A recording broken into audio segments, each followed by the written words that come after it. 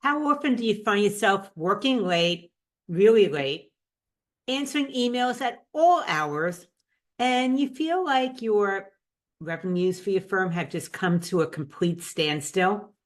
Well, it might be that you're giving away too much of your time without even realizing it. This is Lauren Fogelman with Business Success Solution. And that is exactly what happened to Tori. She is a CPA firm owner, and she thought that she was actually charging very well.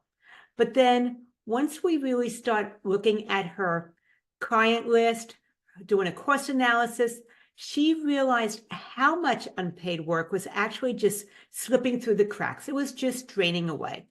And when we were able to do that, she saw what was going on. She was telling me that, she thought that she had decent rates. She wasn't giving rock bottom prices to anybody, but she didn't realize how much additional client work she did. And there was so much that she just never got paid for each and every month. So going the extra mile was definitely client-centered. Her clients loved her, but it wasn't reflected in her fees. And once again, once she did that client analysis, then she was able to see how much giving away the additional free work was costing her every single month. It was in the 4 figures, and sometimes it was 5 figures in a month. So it was really, really significant when you added it up over time. And it wasn't that her clients were taking advantage of her. It was that she just didn't have clear boundaries. So when requests came in, she just said yes to everything. And even though they were paying a particular fee, it was like all inclusive. So think about it for yourself. That small request comes in for an additional report. Maybe it's a brief meeting here that turns into a monthly meeting. And because you want to be client-centered, you want to keep your clients happy, it just starts to grow over time. And this is some of the hints that give you an idea that this is actually happening in your firm. And you probably know it anyway, but you find that you're working additional hours without earning any additional revenues. Clients actually expect strategic advice that goes beyond their packages. So they started out with a particular scope, but now they want more and more from you as far as insights before they make decisions. You find that your workload has increased for a client, but the fees remain flat. They haven't changed at all to accommodate the additional work. And also, there are times when your team, they go over the estimated hours for a client's workload, or if they're working on a project. So scope creep isn't just about doing more without getting paid for it. It is about the impact it has on your firm's profitability and ability to also scale.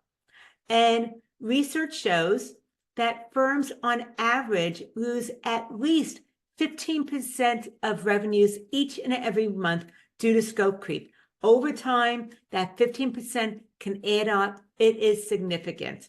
So that is really considering thousands of dollars of money that you're just leaving on the table. You're giving it all away for free. And you can be very, very client-centered and still get paid for the services you're doing for your clients. So I want to be able to put that out there. This doesn't affect you being client-centered. It just means that everybody is in a win-win situation. And part of this happens when you set a boundary. You're able to kind of rein it in and help educate your clients about what to expect and put some boundaries in place, not only to protect you, but to protect your team as well. So here's some tips on how to be able to stop scope creep in your firm. The very first thing is you want to be crystal clear about what's included and what's not. That way your clients no longer expect freebies or something that takes a lot of time and research and some additional things to put together before you can answer that quick question. You are getting well compensated. So instead of saying, yes, let me go ahead and do that research for you and I'll get back to you, you want to be more specific. Your package includes some questions up to maybe 2 hours per quarter, but this is going to go beyond that, and we are going to need to either adjust your package or go ahead and set this up as a one-time project. So I just want to let you know that before we proceed. The other thing is that it might be that when these additional extra requests come in, it could be an upsell opportunity that your clients, their needs have grown as you've been working with them over time. They've evolved, and what you're doing for them has evolved, and maybe it needs to be readjusted. In order to be able to make sure that you are taking charge of that, you want to go ahead and schedule some check-ins. Maybe you're doing it once a quarter, maybe you're doing it twice a year, you're doing it annually, but you want to actually have regular check-ins so that you don't have a client whose services that you're doing for them continue to grow over the years and your fees remain the same. They're not going anywhere. So once again, go ahead and start adding in some client check-ins to review what you're doing for them and if they are packaged and priced appropriately. And then the third part is your team, because they want to be helpful also, and they want to delight your clients as well. You need to give them some ideas as to how to approach some additional requests so that once again, they're able to take care of their clients, be customer service oriented, but there's now some boundaries and processes in place. So there needs to be some ideas as to when they can go ahead and say yes to something, those small requests, especially if they're one time. If it's a new request, maybe they need to flag it and have a discussion with the client as well as a review with you to be able to look at whether this is part of their package or whether this needs to be amending their work agreement or maybe a one-time project. And then if you find that it's an ongoing need because your client's businesses have evolved, then that client ought to be adjusted to a higher package. So once again, it might be when new requests come into your team, they might need to have a just quick clarification as to what's going on before they say yes. They might need to look at whether to flag it and maybe get more information from the client and then review it with you. And the other thing is that maybe your client's business needs have expanded and they need to be bumped up to a higher package. So the main thing is you want to have processes in place before this happens to contain the boundaries and make sure that you're getting well compensated for the work that you're doing for your clients. So once Tori started to implement this into her firm, she started to realize that the value of the services that she delivers isn't about how many hours that she's working. She cared about the hours, but her clients, they really cared about the results. It wasn't about how long something took.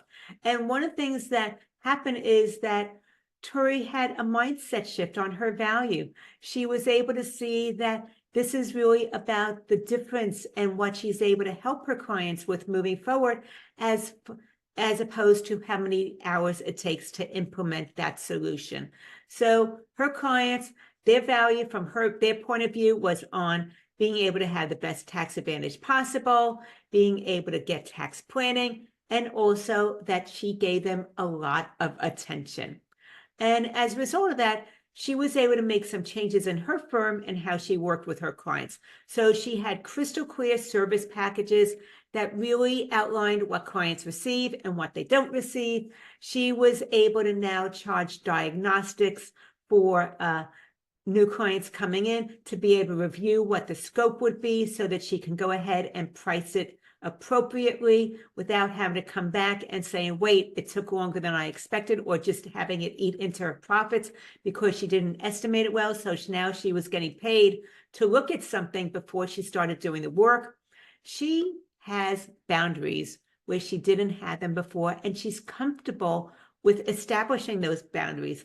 And this means no more late night calls with clients or accepting those calls and then clients thinking that she was available 24/7 for them, that she didn't have a life.